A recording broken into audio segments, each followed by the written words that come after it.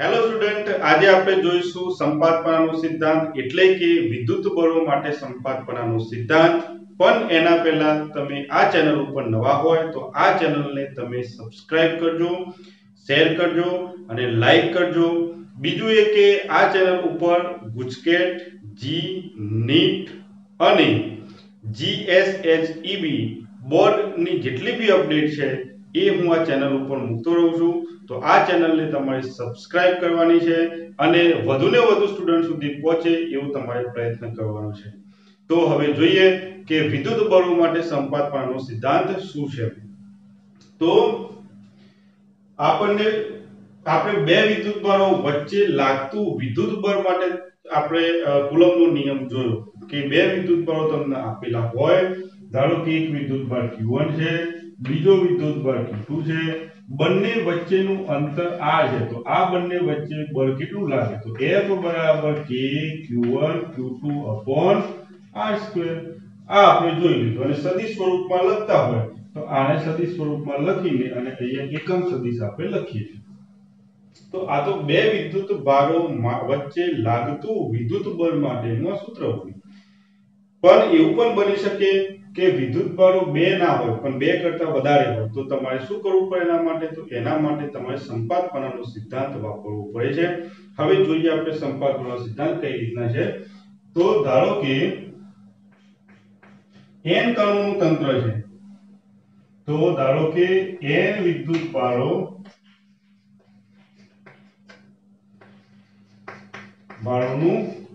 તંત્ર છે અને આ તંત્ર વડે કોઈ એક વિદ્યુત ભાર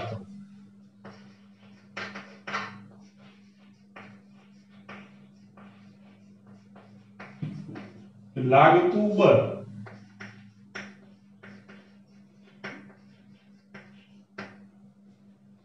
શોધવા માટે સંપાતપણાનો સિદ્ધાંત વપરાય છે।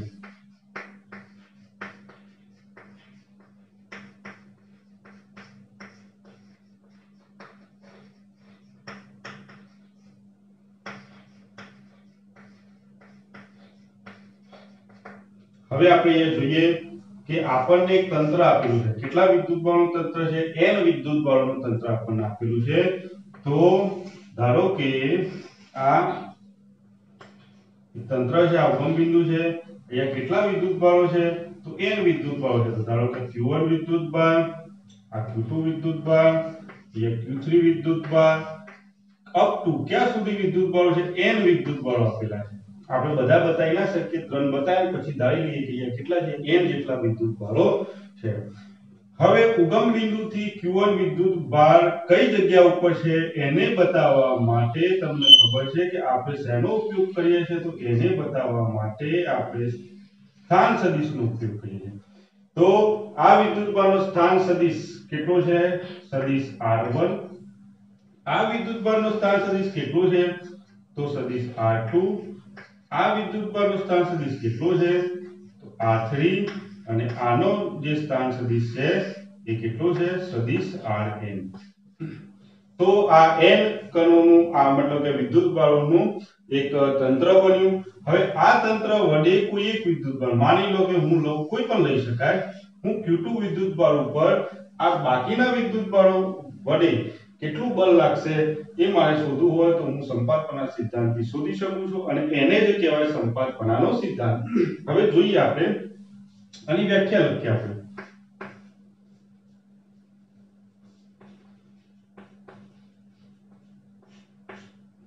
ધારો કે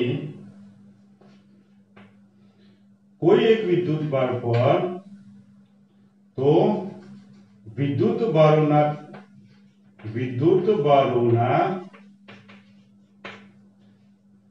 તંત્ર વડે કોઈ એક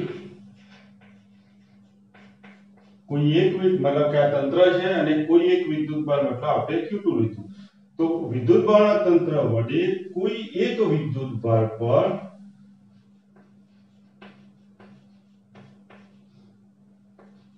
લાગતું વિદ્યુત બળ એ દરેક વિદ્યુત ભાર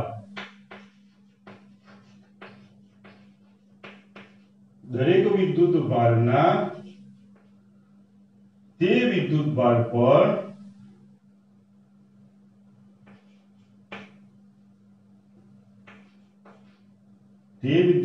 પર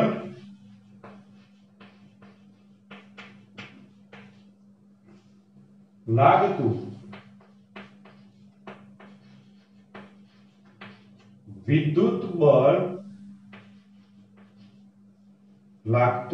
વિદ્યુત બળના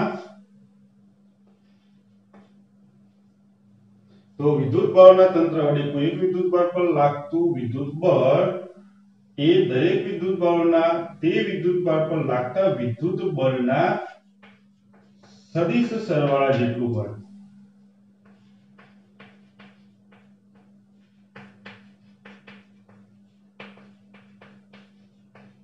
તો અહીંયા ધ્યાનથી તમે જુઓ કે વિદ્યુત બળનું તંત્ર મતલબ કે કેટલા વિદ્યુત બળો આપણે લીધેલા છે. આપણે અહીંયા તંત્ર લીધેલું છે એ Q1 વિદ્યુત બળ આવી ગયો, બીજો Q3 આવી ગયો, અપ ટુ ક્યાં સુધી આવી ગયો Qn સુધી.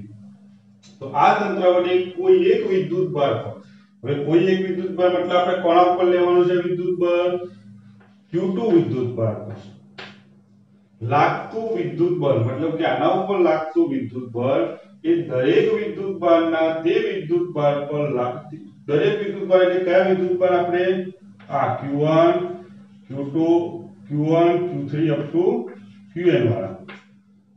તો દરેક વિદ્યુત બળના તે વિદ્યુત બળ પર કયો વિદ્યુત તે વિદ્યુત બળ મતલબ Q2 પર લાગતું વિદ્યુત બળના સદિશ સરવાળા જેટલું હોય છે. હવે આ સદિશ સરવાળો નવો શબ્દ આવે તમારા માટે આપણે જોઈએ કઈ રીતના કહેવાય.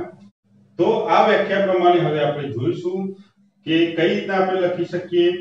તો કયા વિદ્યુત બળ ઉપર તો Q2 વિદ્યુત બળ ઉપર લાગતું બળ આપણે શોધવું છે. આપણે વ્યાખ્યા લખી આ વ્યાખ્યા પ્રમાણે આપણે લખીશું. પણ એના પહેલા આપણે આ તંત્ર ધારો કે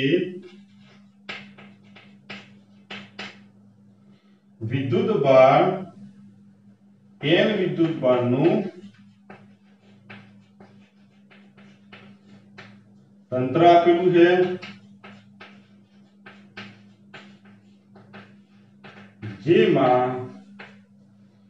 જેમાં કયા વિદ્યુત બળ Q1 Q3 up to Qn. તો જેમાં Q1 Q2 Q3 up to Qn વિદ્યુત બળો આપેલા છે.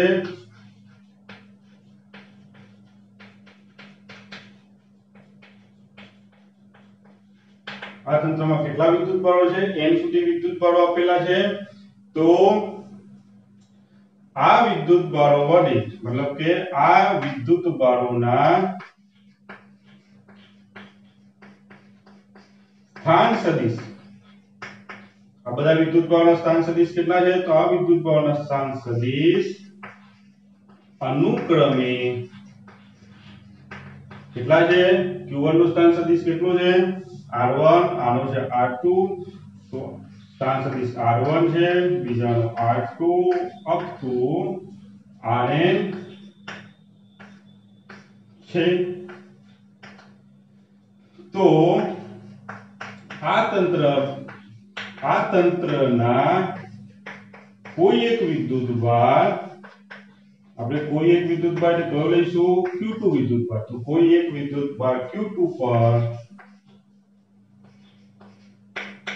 બાકીના એટલે કયા વિદ્યુત બળો Q1 Q3 up to Qn વિદ્યુત બળો વડે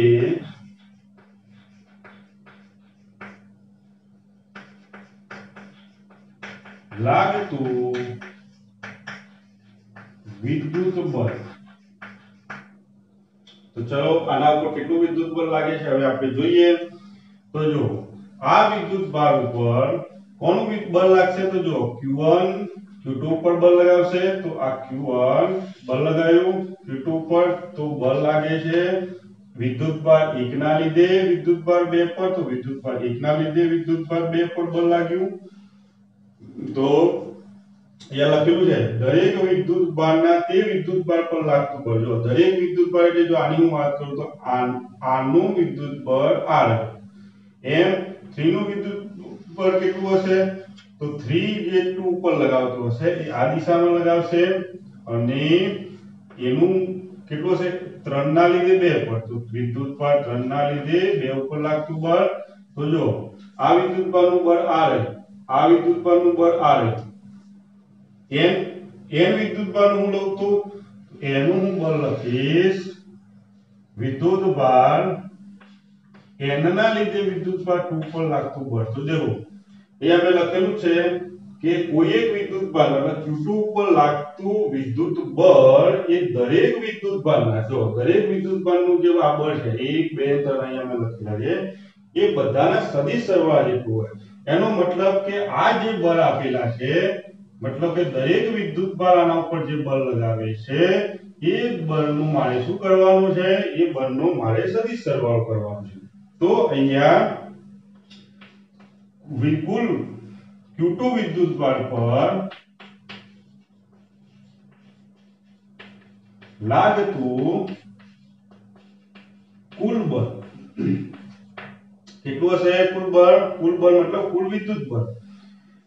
तो कोना पर लागे छे विद्युत भार 2 पर कोना लीधे लागे छे तो विद्युत भार 2 पर लागतुं बळ ने मैं F2 कीधुं એ દરેક વિદ્યુત ભાર વડે લાગતું બળનો સદિશ સરવાળો. દરેક વિદ્યુત ભાર વડે લાગતું બળ એટલે અમે લખેલા છે એક 1 ના લીધે 2 પર લાગે છે બીજું કયું છે આપણે બીજું 2 ના લીધે 3 ના લીધે 2 પર લાગે છે બળ ત્રીજું કયું છે અપ ટુ n ના લીધે 2 પર લાગે છે તો અમે લખ્યું કે દરેક વિદ્યુત ભારો વડે એ વિદ્યુત ભારો પર લાગતું બળનો સદિશ સરવાળો કીધેલો છે. તો સદિશ સરવાળા માટે મારે વચ્ચે આ સદિશ થઈ ગયું અને આ સરવાળો થઈ ગયો. જો આ સદિશ આ બધા સદિશ છે અને આ સરવાળો તો આટલું બળ આ વિદ્યુત ભાર ઉપર લાગતું હોય. હવે આપણે આના મૂલ્ય આપણે શોધી લઈએ કે અહીં F21 કેટલો થાય તો હવે આપણે કુલમ્બનો નિયમ યાદ કરો F21 કેટલું થશે આમ નિયમ પ્રમાણે કે એક વિદ્યુત ભાર Q1 છે આમાં બીજો વિદ્યુત ભાર Q2 છે અપોન R21 નો વર્ગ અને અહીંયા દિશા બતાવવા માટે એકમ સદિશ. બીજું F3 ના લીધે 2 પર લખો તો કઈ ના લખાય તો F3 ના લીધે 2 પર લાગતું બળ બરાબર K Q2 Q3 upon R23 નો વર્ગ અને અહીંયા એકમ સદિશ.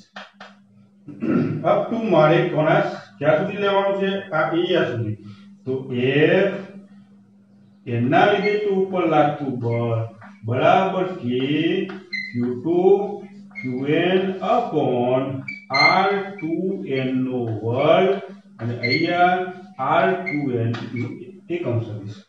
હવે આટલું આ જે છે વેલ્યુ એ હું અહીંયા મૂકી દઈશ. તો ચલો F21 ની કેટલી વેલ્યુ છે તો K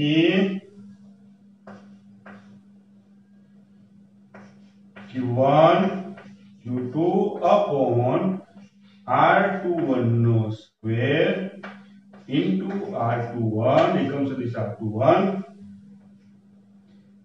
ખાલી વેલ્યુ મૂકવા જવું અહીંયા વેલ્યુ મૂકી દઉં છું કે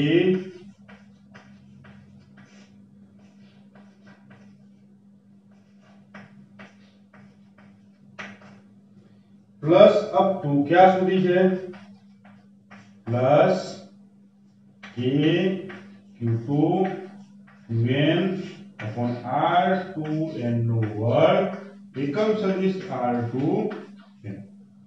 આ થયો સંપાતપણાનો સિદ્ધાંત.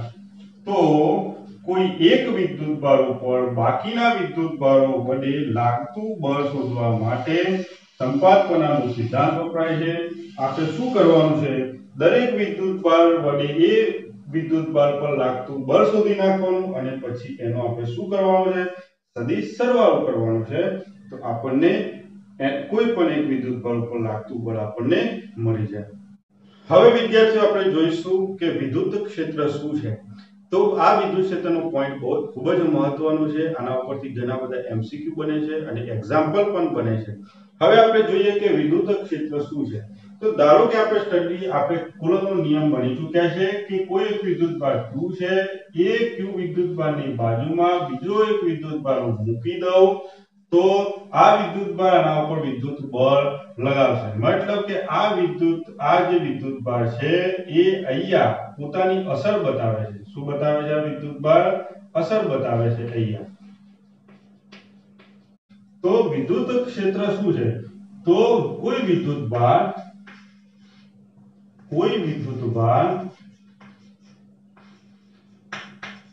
તેની આજુબાજુના વિસ્તારમાં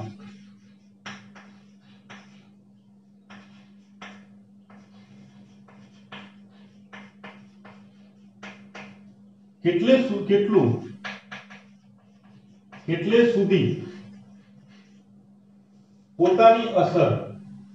સુધી પોતાની અસર બતાવે છે તે વિસ્તારની આપેલા વિદ્યુતભાર, મતલબ આ જે વિદ્યુતભારની વાત કરીએ છીએ વિદ્યુતભાર, તો તે વિસ્તારને આપેલા વિદ્યુતભારનું વિદ્યુત ક્ષેત્ર કહેવાય.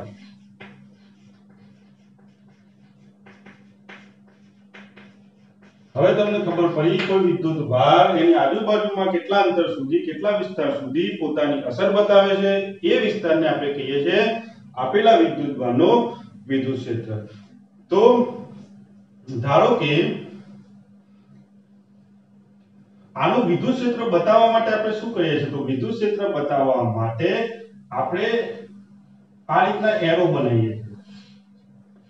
આ વિદ્યુતભારનું વિદ્યુત ક્ષેત્ર બતાવવું હોય તો હું ચારે બાજુ, મતલબ કે ત્રિપરિમાણમાં ઉપર, નીચે, આજુબાજુ, બધી બાજુ મારે આવા એરો બનાવું.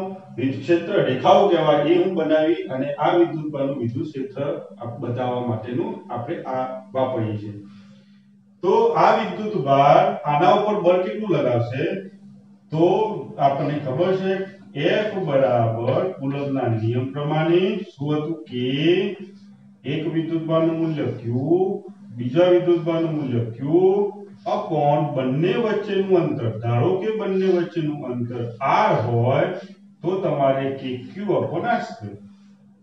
તો આ થયું આ વિદ્યુતભાર વડે અહીંયા લાગતું બળ. હવે હું આ Q ને આના છેદમાં લાવી દઉં તો F બાય Q બરાબર K Q upon R square. અને આને F બાય Q ની કહેવાય વિદ્યુત ક્ષેત્ર કહેવાય. તો એ વિસ્તારનું વિદ્યુત ક્ષેત્ર, મતલબ કે એ જે વિદ્યુતભાર મૂકેલું છે આ બિંદુ ઉપરનું વિદ્યુત ક્ષેત્ર કહેવાય. બરાબર. E બરાબર F by Q is equal to K Q upon R square. આ થયું સૂત્ર વિદ્યુત ક્ષેત્રનું. તો અહીંયા એક બે વસ્તુ આપણે ધ્યાન રાખવાની છે કે આ વિદ્યુતભારનું આપણે કંઈક નામ આપેલું છે. અહીં કયો વિદ્યુતભાર? તો અહીં Q વિદ્યુતભાર આપણને શું કરીને આપે છે?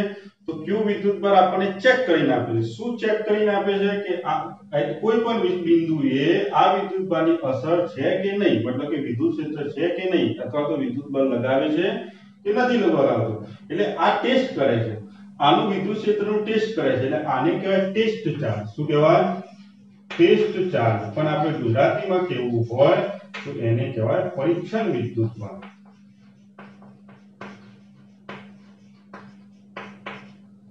આપણને ટેસ્ટમાં વધારે ખબર પડે કે ટેસ્ટ કરે છે કે વિદ્યુત ક્ષેત્ર છે કે નહીં, એટલે મેં લખ્યું ટેસ્ટ ચાર્જ. અને ગુજરાતીમાં કેવું હોય તો પરીક્ષણ વિદ્યુતભાર તમે કહી શકો. આ જે Q છે શું છે? તો આ જે Q છે એ એનું વિદ્યુત ક્ષેત્ર, એટલે જેનું વિદ્યુત ક્ષેત્ર હોય એને કહેવાય સ્ત્રોત. તો સ્ત્રોત વિદ્યુતભાર. અંગ્રેજીમાં કેવું હોય તો સોર્સ ચાર્જ.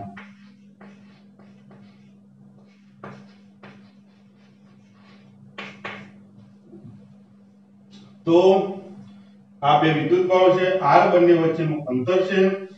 તો અહીંયા આપણને ખબર પડે કે E બરાબર F/q। હંમેશા જે આ સૂત્ર તમે E બરાબર F/q લખતા હોય તો આ જે q નીચે આવે એ કોણ હોય હંમેશા યાદ રાખવાનું। વિદ્યાર્થી બહુ ભૂલો કરે છે, ગમે તેમ q લખે છે, બે q માંથી ગમે તે ના લખી શકાય। E બરાબર F/q લખો એટલે q માં કયો વિદ્યુતભાર આવશે હંમેશા પરીક્ષણ વિદ્યુતભાર આવે અને E બરાબર q/r² આ સૂત્ર વાપરતા હોય ત્યારે હંમેશા સ્ત્રોત વિદ્યુતભાર આવે છે। હવે આપણે જોઈએ કે ધારો કે અહીં હું આ સૂત્ર લઉં F E બરાબર આ સૂત્ર ઉપરથી F/q। ધારો કે હું q નું મૂલ્ય આજે q બરાબર મેં 1 લઈ લીધું 1 કુલમ એનો મતલબ શું થાય એને એકમ સદિશ એકમ વિદ્યુતભાર કહેવાય। શું કહેવાય એકમ વિદ્યુતભાર। મેં જે પરીક્ષણ વિદ્યુતભારનું જે મૂલ્ય છે એ મેં કેટલું લીધું 1 કુલમ मतलब કે એકમ વિદ્યુતભાર મેં લીધો। તો આ સૂત્ર શું થઈ ગયું આ સૂત્ર E બરાબર 1 મૂકો એટલે F થઈ ગયું। તો અહીંયા તમે જુઓ કે આ q બરાબર મેં શું લઈ લીધું છે 1 કુલમ।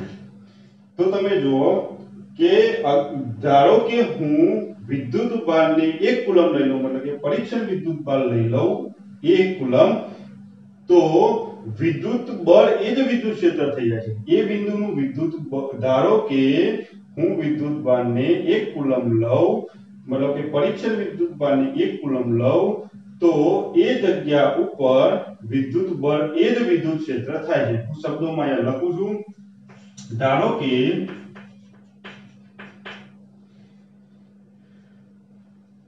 એકમ વિદ્યુતભાર પર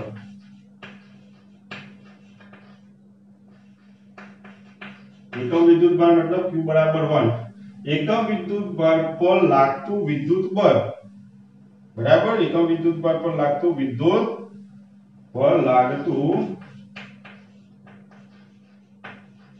विद्युत बल ए बिंदु पर मतलब के आपेला बिंदु पर कયું આપેલું બિંદુ છે આપણું r અંતર ઉપર છે તો આપેલા બિંદુ પર નું विद्युत क्षेत्र કહેવાય। જો અહીંયા બહુ મહત્વની વસ્તુ છે કે વિદ્યુત બળ એ જ વિદ્યુત ક્ષેત્ર થઈ ગયું પણ ક્યારે કે વિદ્યુતભાર આપણે કયો લીધો હોય એકમ વિદ્યુતભાર અથવા એકમ ધન વિદ્યુતભાર બી કહેવામાં આવે અને એકમ ધન વિદ્યુતભાર સારો આપણે એકમ ધન વિદ્યુતભાર પણ લખી શકીએ। તો આ થયું આને આપણે સદિશ સ્વરૂપમાં લખવું હોય તો લખી શકાય સદિશ સ્વરૂપમાં કારણ કે વિદ્યુત ક્ષેત્ર સદિશ રાશિ છે। તો સદિશ સ્વરૂપમાં હું આને લખું કારણ કે વિદ્યુત ક્ષેત્ર એ સદિશ રાશિ છે તો એ કેટલું લખાય તો E બરાબર સદિશ F/q એક આ સૂત્ર બન્યું અને બીજું સૂત્ર આપણે કયું બન્યું તો E બરાબર मतलब સદિશ E બરાબર kq/r² આ મૂલ્ય થયું અને દિશા બતાવવા માટે આપણે એકમ સદિશ વાપરીએ છીએ આગળ। તો આને સદિશ સ્વરૂપમાં આપણે લખ્યું। હવે આપણે એકમની ચર્ચા કરીએ કે આનો એકમ કેટલો હોય તો અહીંયા હું સાઈડમાં લખું છું એકમ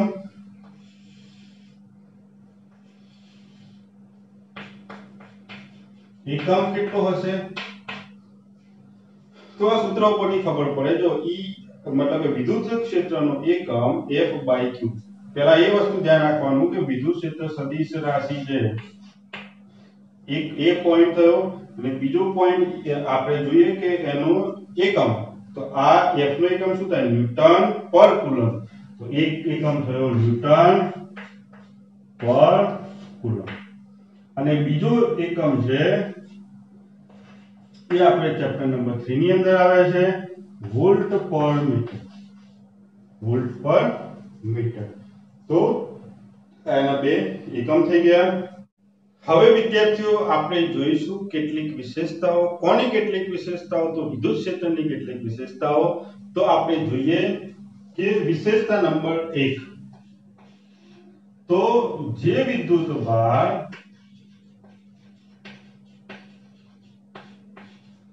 વિદ્યુત ક્ષેત્ર ઉત્પન્ન કરે છે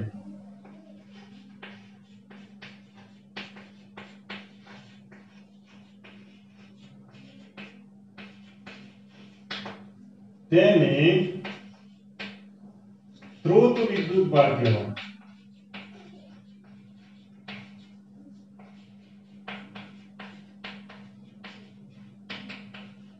અને જે વિદ્યુત ભાર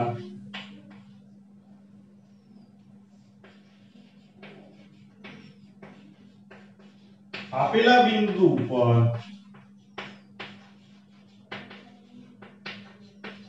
વિદ્યુત ક્ષેત્રની અસર નક્કી કરે છે અથવા વિદ્યુત ક્ષેત્રની અસર છે કે નહીં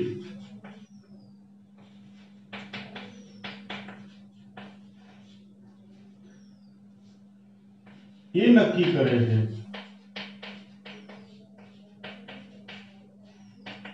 તે વિદ્યુત ભારને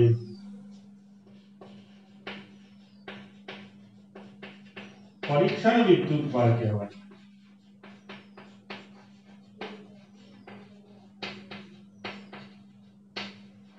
જોઈ લઈએ આપણે કે આપણે એક વિદ્યુત ભાર છે Q, એનું વિદ્યુત ક્ષેત્ર આજુબાજુમાં છે અને એની અસર આજુબાજુના વિસ્તારમાં છે કે નહીં એ કોણ નક્કી કરતું? એ મેં આકૃતિ દોરી હતી.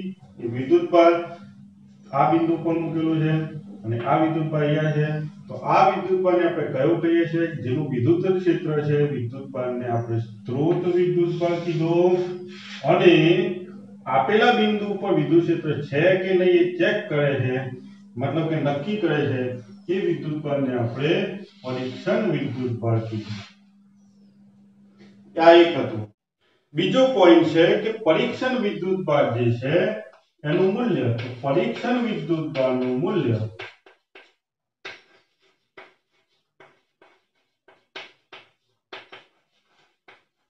ખૂબ જ નાનું હોવું જોઈએ. ખૂબ જ નાનું હોવું જોઈએ. કારણ કે આપણે 1 કુલમ લીધું તો નાનું લઈ લીધું તો કેમ? કારણ કે જો નાનું મૂલ્ય ના હોય તો આ વિદ્યુત ભાર પોતાની અસર બતાવી રહી છે. તો આપણે જેનું વિદ્યુત ક્ષેત્ર શોધવું હોય એનું તો વિદ્યુત ક્ષેત્ર બદલાઈ જાય. કેમ? કારણ કે આ પણ પોતાની અસર બતાવે છે આ તંત્રની અંદર. એટલે આપણે પરીક્ષણ વિદ્યુત ભારનું મૂલ્ય કેવું લઈએ છીએ? ખૂબ જ નાનું. કોના કરતા? તો સ્ત્રોત વિદ્યુત ભાર કરતા. એના પછીનો જે બીજો પોઈન્ટ છે એ પોઈન્ટ છે કે વિદ્યુત ક્ષેત્ર. તો કોઈ પણ બિંદુ ઉપરનું વિદ્યુત ક્ષેત્ર વિદ્યુત ક્ષેત્રના મૂલ્યમાં અથવા મતલબ કે વિદ્યુત ક્ષેત્રનું મૂલ્ય કેટલું હોય છે? વિદ્યુત ક્ષેત્ર E = kq/r². મેં અદિશ સ્વરૂપમાં બતાવ્યું. તો વિદ્યુત ક્ષેત્રના મૂલ્યમાં આ વિદ્યુત ક્ષેત્રનું મૂલ્ય છે. તો વિદ્યુત ક્ષેત્રના મૂલ્યમાં પરીક્ષણ વિદ્યુત ભાર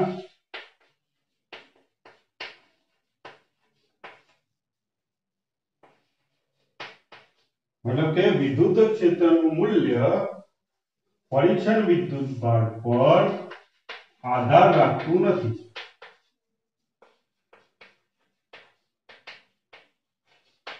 જો આ સૂત્ર kq/r², તો આ જે પરીક્ષણ વિદ્યુત ભાર પર આધાર રાખતું નથી, કારણ કે આ સૂત્રમાં પરીક્ષણ વિદ્યુત ભાર આવતો નથી, પરંતુ સ્ત્રોત વિદ્યુત ભાર પર આધાર રાખે છે.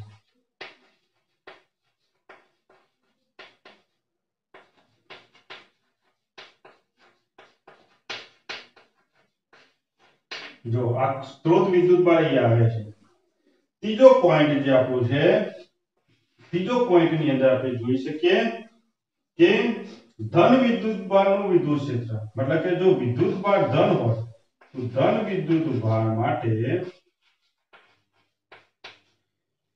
તો ધન વિદ્યુત ભાર આપેલો હોય Q, તો એનું વિદ્યુત ક્ષેત્ર, જો વિદ્યુત ક્ષેત્ર બહારની બાજુ હોય તો વિદ્યુત ભારથી બહારની બાજુએ વિદ્યુત ક્ષેત્ર હોય કોનું? તો ધન વિદ્યુત ભાર જે હોય એ ધન વિદ્યુત ભારનું વિદ્યુત ક્ષેત્ર વિદ્યુત ભારથી બહારની બાજુ હોય તો ધન વિદ્યુત ભારનું વિદ્યુત ક્ષેત્ર વિદ્યુત ભારથી બહારની તરફ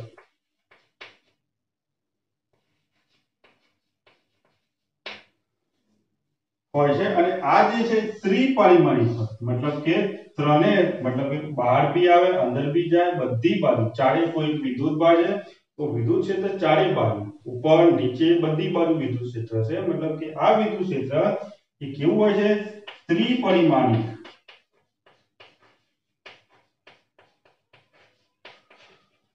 ધન વિદ્યુત ભાર હોય તો ધન વિદ્યુત ભારનું વિદ્યુત ક્ષેત્ર બહારની વિદ્યુત ભારથી બહારની તરફ હોય છે અને બીજું ત્રિપરિમાણિક હોય છે મતલબ ત્રણેય દિશાની અંદર હોય છે હવે વાત કરીએ આપણે ઋણ વિદ્યુત ભાર માટે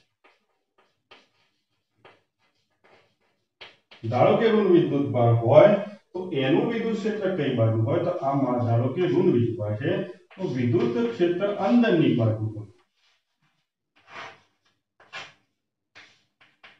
તો વિદ્યુત ભારની અંદરની બાજુ હોય અને આ પણ ત્રિપરિમાણિક હોય છે તો વિદ્યુત ભારથી ઋણ વિદ્યુત ભાર માટે વિદ્યુત ક્ષેત્ર વિદ્યુત ભારની તરફ मतलब કે અંદરની તરફ હોય છે અને આ પણ કેવું હોય છે આ પણ ત્રિપરિમાણિક હોય છે બીજી તમને વસ્તુ કહી દઉં કે વિદ્યુત ક્ષેત્ર વધારે છે કે ઓછું છે આપણે કઈ રીતના બતાવીએ છીએ તો એરો થી બતાવીએ છીએ ધ્યાન આપજો એરો મતલબ કે જેમ જેમ આપણે દૂર જઈએ એમ એમ આ એરો નાનો થતો જાય છે બરાબર છે આના માટે પણ ખરું दूर હોય તો વિદ્યુત ક્ષેત્ર ઓછું હોય તો એરો નાનો હોય જેમ જેમ નજીક જાય એમ એરો મોટો થતો જાય તો આ એરોની લંબાઈ ઉપરથી આપણે નક્કી કરીએ છીએ કે વિદ્યુત ક્ષેત્ર વધારે છે કે ઓછું છે તો આ જેમ જેમ આપણે દૂર જઈએ એમ એમ એરો નાનો થતો હોય છે તો વિદ્યુત ક્ષેત્ર ધન વિદ્યુતભારથી દૂર જઈએ એમ વિદ્યુત ક્ષેત્ર શું થતું હોય છે ઓછું થતું હોય છે બીજા બી પોઈન્ટ છે કે વિદ્યુત ક્ષેત્ર વધે છે ઓછું થાય છે એ એરો સિવાયના બી પોઈન્ટ છે અંતર છે अथवा बे विद्युत भार वच्चे आ विद्युत फ्लक्स वच्चेનું मतलब કે વિદ્યુત ક્ષેત્ર રેખાઓ વચ્ચેનું અંતર છે આ બધી બીજી બધી બાબતો છે પણ આ આપણને દોરેલું હોય તો આપણને કઈ રીતે ખબર પડે તો એરો ઉપરથી ખબર પડે જો એરો મોટો છે તો અહીંયા વિદ્યુત ક્ષેત્ર વધારે છે એરો નાનો થતો જાય છે વિદ્યુત ક્ષેત્ર ઘટતું જાય છે એ રીતના આપણે ખબર પડે એના પછીનો ચોથો પોઈન્ટ છે કે વિદ્યુત ક્ષેત્ર છે એ અહીંયા જો विद्युत क्षेत्र अंतरना वर्गना व्यस्त प्रमाण में होय छे तो विद्युत क्षेत्रનું મૂલ્ય તો કોઈ વિદ્યુત ભારનું વિદ્યુત ક્ષેત્રનું મૂલ્ય કોઈ વિદ્યુત ભારના વિદ્યુત ક્ષેત્રનું મૂલ્ય એ अंतरना वर्गना व्यस्त प्रमाण मूल्य ए अंतरना वर्गना व्यस्त प्रमाण में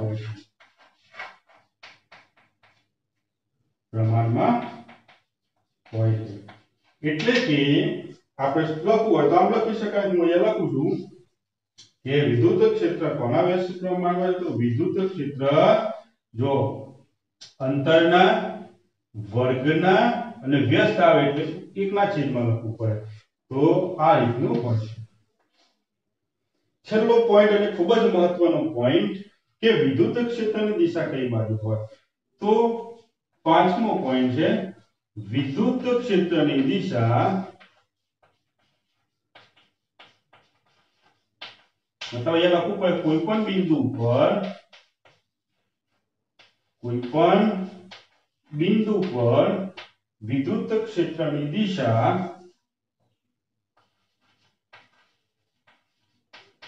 ए बिंदु पर विद्युत बळनी दिशामां होय छे पर विद्युत बळनी दिशामां होय छे एनो मतलब शॉर्टमां लखવું હોય તો कईना लखी शकाय तो विद्युत क्षेत्र विद्युत बळनी दिशा અને વિદ્યુત ક્ષેત્રની દિશા એક જ હોય છે। તો ધ્યાન આપો, અહીંયા આપણે બે વિદ્યુતભારો લીધા છે। જો આ એક વિદ્યુતભાર અને આ બીજું વિદ્યુત, આ વિદ્યુતભાર પણ ધન છે અને આ પણ વિદ્યુતભાર ધન છે। તો આ વિદ્યુતભાર ધન અને આ વિદ્યુતભાર પણ ધન, એટલે બંને એકબીજાને શું કરશે? અપા કરશે। મતલબ કે આ વિદ્યુતભાર આને દૂર ધકેલવાનો પ્રયત્ન કરશે। એનો મતલબ કે આ વિદ્યુતભાર આના પર બળ કઈ બાજુ લગાવે છે? આમ।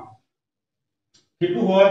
તો આ બળ છે આના લીધે અહીંયા લાગે છે। તો એ જ દિશામાં, તો આ બિંદુ પર વિદ્યુત બળની દિશા કઈ બાજુ છે? આ રહી। તો આ બિંદુ પર વિદ્યુત ક્ષેત્રની દિશા પણ એ જ હશે। મતલબ કે બંનેની દિશા સરખી છે। હવે આપણે જોઈશું કે વિદ્યુત ક્ષેત્ર માટે સંપાતપણાનો સિદ્ધાંત, અથવા તો કોઈ એક બિંદુ ઉપર વિદ્યુત બળના તંત્રના લીધે વિદ્યુત ક્ષેત્ર કેટલું ત્યાં લાગે છે અથવા વિદ્યુત ક્ષેત્ર કેટલું છે એ બિંદુ ઉપર, એ આપણે હવે જોઈશું અને એને કહેવાય સંપાતપણાનો સિદ્ધાંત। તો આગળ આપણે જોઈ લીધું છે કે જે રીતના વિદ્યુત બળ માટે આપણે સંપાતપણાનો સિદ્ધાંત આપણે જોયો, એવો ને એવો જ જે સંપાતપણાનો સિદ્ધાંત છે વિદ્યુત ક્ષેત્ર માટેનો છે। એમાં પણ આપણે સ્વતંત્ર વિદ્યુત બળોનો સદિશ સરવાળો કરીએ તો આમાં પણ આપણે વિદ્યુત ક્ષેત્રનો સદિશ સરવાળો કરવાનો છે। મેથડ સેમ છે, ખાલી આપણે સૂત્ર બદલાશે કે એની અંદર વિદ્યુત બળનું સૂત્ર આવતું હતું, અહીંયા આપણે સદિશ સરવાળો કરીશું તો વિદ્યુત ક્ષેત્રનું સૂત્ર આવશે। કઈ રીતના? હવે આપણે જોઈએ છે કે ધારો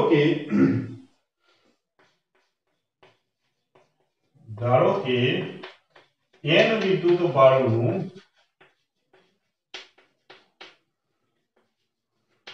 તંત્ર છે। હવે n વિદ્યુત બળનું તંત્ર મતલબ કે વિદ્યુત બળો અંદર કેટલા આપેલા છે? n વિદ્યુત બળો આપેલા છે। તો આપણે આ જોઈએ કે આ એક n વિદ્યુત બળનું તંત્ર છે। આ વિદ્યુતભાર Q1, આ વિદ્યુતભાર Q2, અહીંયા વિદ્યુતભાર Q3 છે, અહીંયા વિદ્યુતભાર Q4, Q5 અપ ટુ ક્યાં સુધી? Qn સુધી। હવે આનો જે સ્થાન સદિશ છે એ R1 આપણે બધી ચર્ચા કરી નાખેલી છે। આનો જે સ્થાન સદિશ છે R2, આનો સ્થાન સદિશ છે એ છે R3 અપ ટુ ક્યાં સુધી? તો n સુધી। તો આનો જે સ્થાન સદિશ છે Rn। હવે આ તંત્રના લીધે કોઈ એક બિંદુ આપણે જો આખું વિદ્યુત બળનું તંત્ર, તો આ રહ્યું વિદ્યુત બળનું તંત્ર, આ ઉગમ બિંદુ છે, અને આ તંત્રના લીધે કોઈ એક બિંદુ ઉપર વિદ્યુત ક્ષેત્ર, બિંદુ પણ લઈ લઈએ આ બિંદુ P, તો એનો સ્થાન સદિશ કેટલો છે? Rp। તો આ વિદ્યુત બળના તંત્રના લીધે બિંદુ P પર લાગતું વિદ્યુત ક્ષેત્ર આપણે શોધીશું, અને મતલબ કે આનું વિદ્યુત ક્ષેત્ર અહીંયા હશે, આનું વિદ્યુત ક્ષેત્ર અહીંયા હશે, આ વિદ્યુત બળનું વિદ્યુત ક્ષેત્ર હશે, આ વિદ્યુત બળનું વિદ્યુત ક્ષેત્ર હશે, અને બધાનો સદિશ સરવાળો કરી નાખો એટલે આ બિંદુ પરનું આપણને વિદ્યુત ક્ષેત્ર, કુલ વિદ્યુત ક્ષેત્ર આપણને મળી જાય। તો અહીંયા લખીશું, અહીં વિદ્યુત બળો Q1, Q2, Q3 up to Qn આપેલા છે, તેમના સ્થાન સદિશ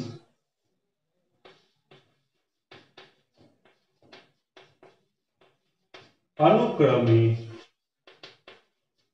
કેટલા છે? એમના સ્થાન સદિશ અનુક્રમે R1, સ્થાન સદિશ R1, સ્થાન સદિશ R2, સ્થાન સદિશ R3 ક્યાં સુધી?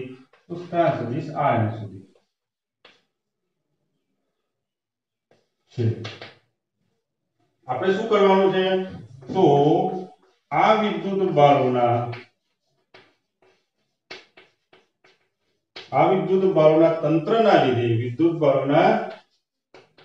તંત્રના લીધે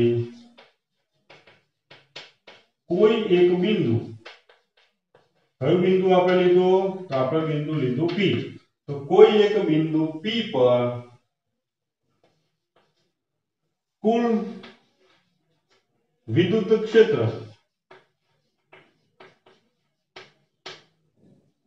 એ દરેક વિદ્યુત ભારના વિદ્યુત ક્ષેત્રના એ બિંદુ ઉપર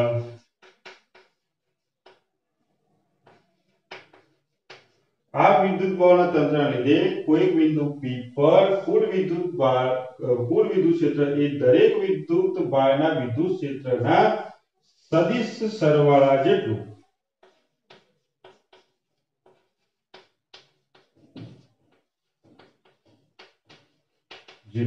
થશે।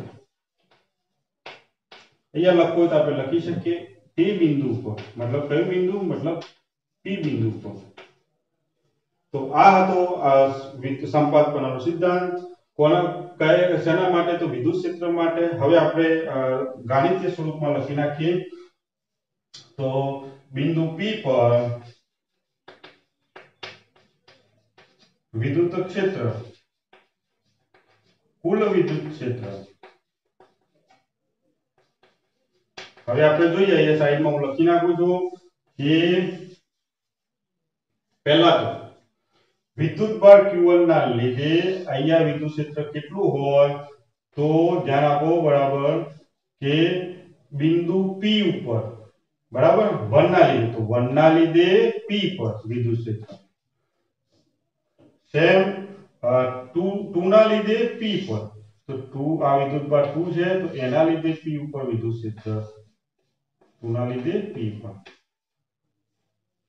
વિદ્યુતભાર 3 ના લીધે, 3 જે વિદ્યુતભાર છે ત્રીજો છે Q3 એના લીધે, તો વિદ્યુતભાર 3 ના લીધે બિંદુ P ઉપર વિદ્યુત ક્ષેત્ર। સેમ આપણે વિદ્યુતભાર n ના લીધે, તો વિદ્યુતભાર n ના લીધે બિંદુ P ઉપરનું વિદ્યુત ક્ષેત્ર। અને આ બધામાં આપણે શું, આ સ્વતંત્ર વિદ્યુત ક્ષેત્રો થઈ ગયા। તો એનો આપણે શું કરવાનું છે? સદિશ સરવાળો કરવાનો છે। તો બિંદુ P પર 1 ના લીધે કેટલું હશે? તો એ વિદ્યુત ક્ષેત્ર હશે, આપણે જોઈશું આ રહ્યું 1 ના લીધે P પર કઈ ના લખી શકાય? તો વિદ્યુત ક્ષેત્રનું સૂત્ર શું છે? કે સ્ત્રોત વિદ્યુતભાર, અહીંયા સ્ત્રોત વિદ્યુતભાર કયો છે? Q1, તો કે Q1 ભાગાકારની અંદર r નો વર્ગ, કારણ કે વિદ્યુત ક્ષેત્રનું સૂત્ર શું છે? E બરાબર kq upon r નો વર્ગ, આ સૂત્ર છે। તો એ પ્રમાણે કે આ સ્ત્રોત વિદ્યુતભાર, તો આપણો સ્ત્રોત વિદ્યુતભાર કયો છે? Q1, તો Q1 upon અંતર, તો અહીંયાથી અહીંયા સુધીનું અંતર, મતલબ યાદ રાખવા માટે મેં કીધું હતું આ જે આવે એ જ અહીંયા લખવાનું, તો આ નો વર્ગ અને આ એકમ સદિશ। સેમ આપણે 2 માટે લખીશું E 2 ના લીધે P ઉપર વિદ્યુત ક્ષેત્ર, તો K Q2 upon R P2 નો વર્ગ અને એ એકમ સદિશ P2। 3 માટે લખી શકાય, અપ ટુ n માટે લખી શકાય, તો શું થશે? K Q n નંબરનો વિદ્યુતભાર આવ્યો ભાગ્યા R P n નો વર્ગ અને અહીંયા એકમ સદિશ। અને આ બધાનો આપણે શું કરીશું? સદિશ સરવાળો કરીશું। તો સદિશ સરવાળો મતલબ કે બિંદુ P ઉપરનું વિદ્યુત ક્ષેત્ર કોના બરાબર હોય? બધાના સરવાળા જેટલું, મતલબ E સદિશ EP1 plus EP2 plus EP3 બરાબર પ્લસ ક્યાં સુધી? તો n સુધી। તો E, તો વિદ્યુતભાર n ના લીધે P ઉપર હતું, તો E r કિંમતો મૂકી દઈશું આપણે। તો કિંમતો મૂકીશું તો K Q1 RP1 નો વર્ગ એ RP1 plus K Q2 RP2 નો વર્ગ